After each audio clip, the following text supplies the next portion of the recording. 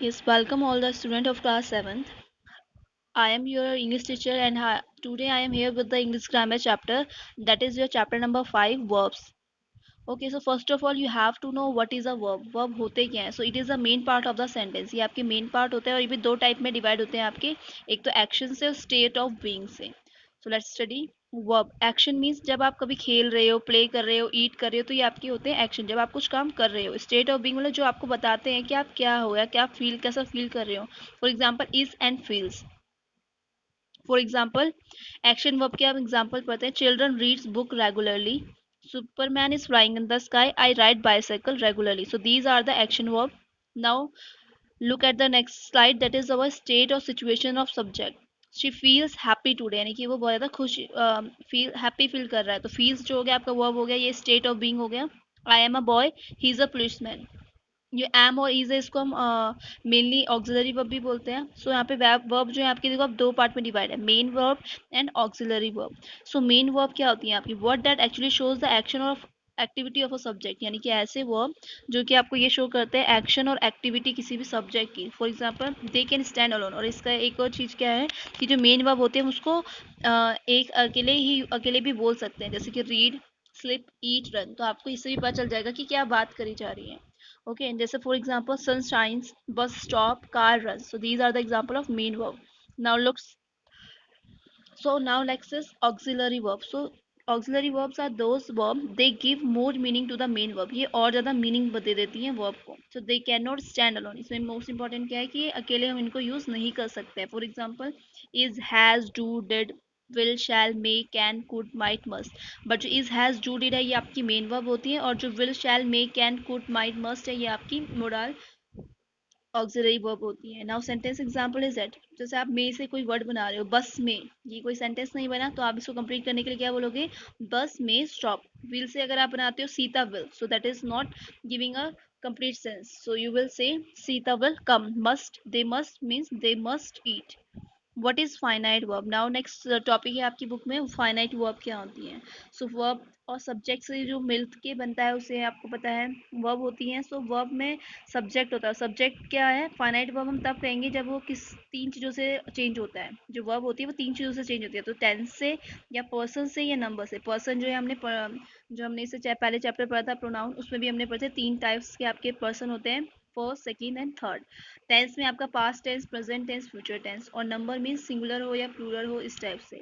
So for example आपका first है, जैसे verb change as per sentence, यानी कि जब आपकी वर्ब कैसे चेंज होती है, सेंटेंस टेंस के अकॉर्डिंग चेंज होती है, या आपकी पर्सन के अकॉर्डिंग चेंज होती है, या आपके नंबर के अकॉर्डिंग चेंज होती है. So that is our finite verb.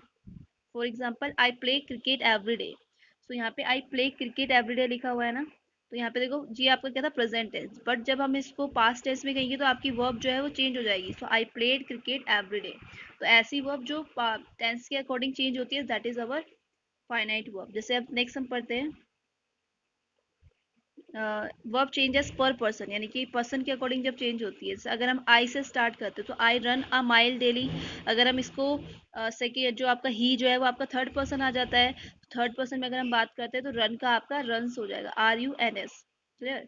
Now अगर आप नंबर बोलो कि वर्ब जो है वो नंबर के अकॉर्डिंग भी चेंज होती है, जैसे आप इसमें एग्जांपल दिया Apple is of red colour. Apple जो है रेड कलर के होते हैं.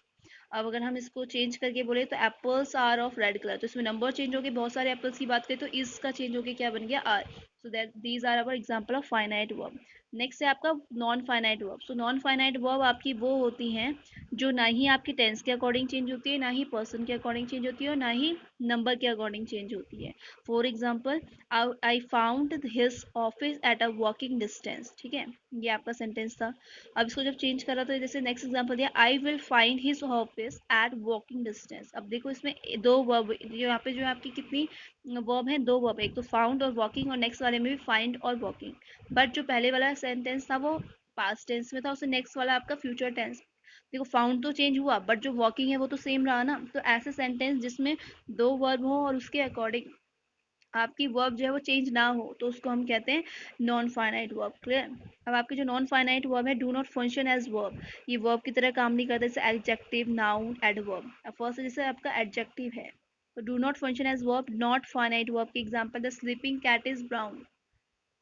नाउन के एग्जांपल आगे जैसे रनिंग इज गुड हैबिट, ठीक है। और अगर एडवर्ब की बात करें तो नॉन फाइनाइट वर्ब में क्या आएगा, Alia Alia went to the UK to study, तो यहाँ पे उसके बारे में एडवर्ब बता दिया, यानी कि वर्ब की आपकी जब हम उसको मॉडिफाई करते हैं तो that is our adverb. Now non finite verb भी आपकी तीन टाइप की होती है, जीरन, इन्फिनेटिव एंड पार्टिसिपल। क्या होती है, gerund, infinitive and participle. So अब आपके फर्स्ट है infinitive. So it is not the main verb in the sentence, ये आपका मेन वर्ब नहीं होता सेंटेंस में। It does not change as per sentence number of person, ये आपको पता है, ये नॉन फाइनाइट की तो ये डेफिनेशन नहीं होती है। तो इसको हम कैसे लिखते हैं, टू प्लस वर्ब की बेस फॉर्म, जैसे to run, to play, to eat, इस टाइप से हम इसको करते हैं। नेक्स्ट आपका आता है पार्टिसिपल। सो पार्टिसिपल क्या होते हैं आपके, it is not the main verb in the sentence, it does not function as verb in the sentence, function as adjective in the sentence. ये कैसे वर्ब का काम करता है, as a adjective. For example इसमें हमारी क्या होते हैं, अगर आपका ये है वर्ब की फर्स्ट फॉर्म के साथ आईएनजी आप यूज करोगे, प्रेजेंट पार्टिसिपल में, पास्ट पार्टिसिपल में आप यूज करोगे वर्ब के साथ वर्ब की थर्ड फॉर्म, और परफेक्ट पार्टिसिपल में आप यूज करोगे हैविंग के साथ, हैविंग के साथ आपकी वर्ब आ जाएगी, और हैविंग बीन के साथ आपकी जो है वो वर्ब की फॉर्म आ जाएगी, टेंस वर्ब जो भी है। फिर आपका लास्ट आता है जीरन। जीरन जो होता है when we use a verb in place of noun, gerund उन्हें कहते हैं जब हम किसी भी वर्ब की प्लेस में नाउन को यूज करते हैं, और जीरन का यूज हमेशा आईएनजी के साथ होता है, वर्ब की फर्स्ट फॉर्म के साथ, जैसे ईटिंग, स्लीपिंग, रनिंग। सो ये सारे हमारे एग्जाम्पल होते हैं जीरन के। ये यूज है आपके जीरन के, एज सब्जेक्ट भी हो सकता है, एज ऑब्जेक्ट भी हो सकता है, या एज कॉम्प्लीमेंट भी हो सकता है, ठीक है। फॉर एग्जाम्पल अगर सब्जेक्ट का हम एग्जाम्पल लें तो हम बोल सकते हैं writing is an exchange of idea, reading helps a lot in learning new things, इस टाइप के एग्जाम्पल आप जीरन में बोल सकते हो। अगर आप जीरन एज एन ऑब्जेक्ट बोलें तो आप बोल सकते हैं I love dancing, mark enjoys cooking a lot, cooking a lot, that is a good painting. तो ये क्या है आपका जीरन एज एन ऑब्जेक्ट हो गया। अगर हम जीरन एज एन कॉम्प्लीमेंट बोलें, so Preeti favourite hobby is playing the piano, ये उसकी हॉबी हो गई ना, तो ये कॉम्प्लीमेंट दे दिया हमने कि उसकी हॉबी क्या है, प्ले करना पियानो को। Competition is trying to do better than your opponent, तो ये भी आपका क्या हो गया, gerund as an complement. So that's all about your chapter verb. So I hope you will like it and you will get more interesting information about the verb.